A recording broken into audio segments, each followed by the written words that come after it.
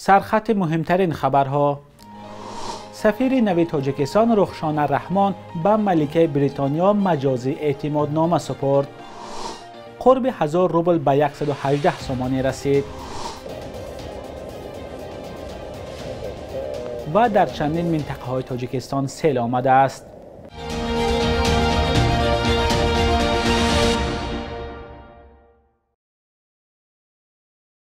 درود بیننده عزیز، خوش آمدید به برنامه نوید بامدادی. امروز 16 مارس است. رخشانه امامعلی دختر پرزیدنت امامعلی رحمان به حیث سفیر نوی تاجیکستان در بریتانیا و ایرلندی شمالی به ملکه الیزابت دوم اعتمادنامه سپرده است. او در این مراسم با شوهرش شمس الله صاحباف، تاجر مطرح در رسانه‌های غربی و یکی از مناپلیستان یا انحصارگران تجارت بازار داخلی تاجیکستان اشتراک کرد. مراسم روز 15 مارس به طور مجازی یا آنلاین برگزار شد. ملکه 95 ساله بریتانیا الیزابت دوم در قرارگاه خود در قصر ویندزور بود و مراسم را توسط ویدیو دید. و در آخر ماه فوریه امسال به کرونا ویروس مبتلا شده است. رخشانه امامعلی 15 دکبر سال 2021 سفیر تاجیکستان در بریتانیا تعیین شد. در منابع باز در مورد او اطلاع محدود دسترس است. و دختر سیوم امامعلی رحمان رئیس جمهوری تاجیکستان بوده. سال 2016 در سفارت کشور در لندن و سال 2017 تا آخر سال گذشته به حیث معاون سردار ریاست سازمان‌های بین‌المللی وزارت کارهای خارجه تاجیکستان کار کرده است. مؤلف کتاب اساس‌های خدمت دیپلماتی نیز هست. امامعلی رحمان پیوسته از سوی مخالفان برای خش و تباربازی و انحصار و یا منوپولی قدرت تنقید می شود. او پدر 7 دختر و 2 پسر است. قرب روبل روسیه در برابر اسعار ملی سامان 2 روز است که بالا می رود. صبح 16 مارس در چند بانک تجارتی برادری آزادی گفتند 1000 روبل را به 118 سامانی عوض می کنند. مبلغ های انتقالی نیز با روبل با همین قرب عوض کرده می شوند. دیروز قرب 1000 روبل به 110 سامانی برابر بود. در بانک های تجارتی می گویند قرب روبل هر ساعت پست و بلند شده ایستاده است. قرب روبل در تاجیکستان به آن خاطر مهم است که اکثر مهاجران مبلغ‌های خود را محض با همین اسعار به وطن می‌فرستند. قرب دلار باشد همچنان بی تغییر بوده. 100 دلار در بانک‌ها به 1303 سامانی عوض کرده می‌شود.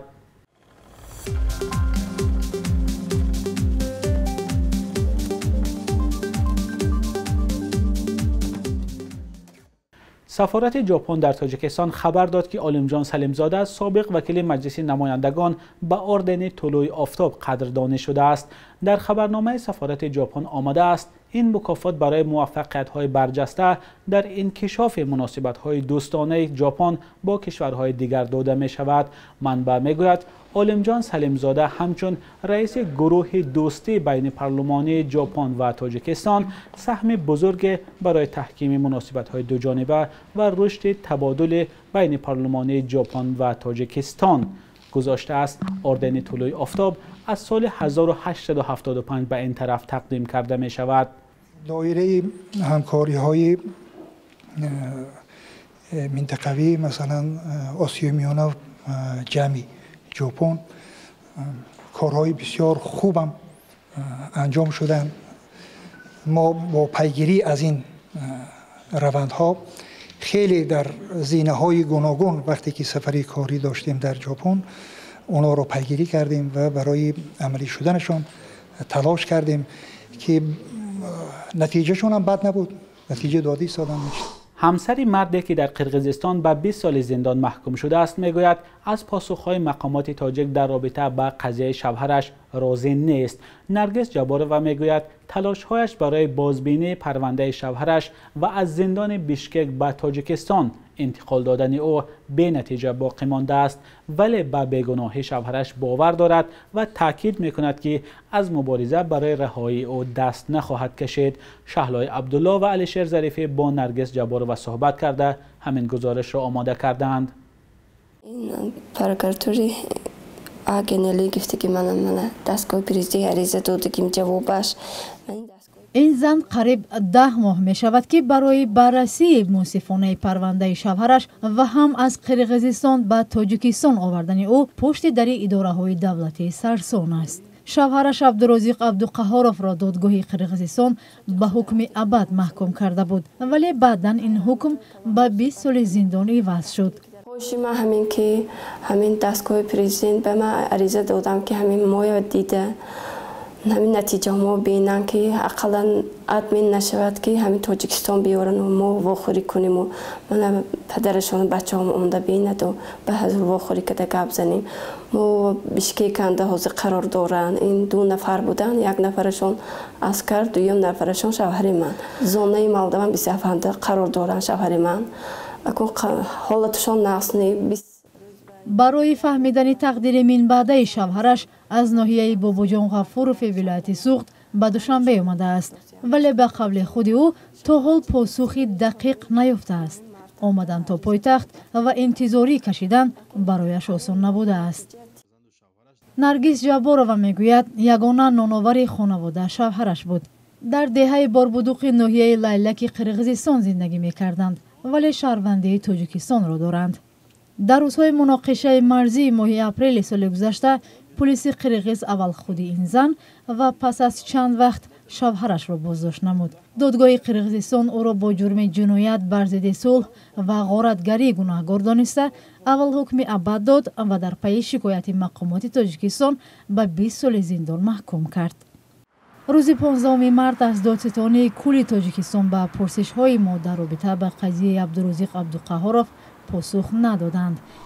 کمیته حالتهای اضطراری تاجیکستان میگوید در پی بارانگری‌های روزهای اخیر در چند منطقه کشور سیل آمده است. کمیته با نشر یک خبرنامه گفته است شب 13 و 14 مارس سطح آبی سیلروهای اشتسای و پونوکسای در ناحیه اشت بلند گردیده به کانال فرغانه سیلاب سرازیر شد. با گفته منبع سیل به 18 حوله و 2 خانه استقامتی ساکنان محله مذکور، اینچنین به حوله مکتب‌های رقم 67 و تقریبا 70 هکتار زمین کشاورزی ضرر رساند. همچنین روزهای 12 و 13 مارس در موضع خواجه شام ناحیه واسه سطح آب دریای یاخسو بلند شده 850 متر سدهای محافظتی را شسته است. همچنین بر اثر بارشات پی در پی برف و باران در 2 موضع دهه دره نوشار ناحیه تاجیک‌آباد ترم فرآمده راه ماشینگرد دهه مذکور را با دهه‌های دیگر حدود جماعت بست.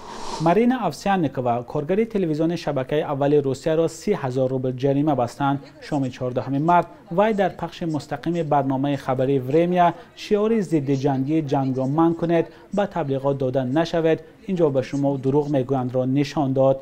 اوسیانیکووا را در تشکیل اعتراض غیر قانونی عیبدار کردند. مارین اوسیانیکووا وقتی راوی برنامه اخبار شبکه اول روسیه درباره جنگ اوکراین صحبت میکرد در دست شعار گرفت و مقابل این جنگ اعتراض کرد. بخش یک روز تاریخ را همکارم خیرامان بقازاده تقدیمتان میکند که مهمترین تحولات تاریخی در روز 16 مارس را فرا میگیرد.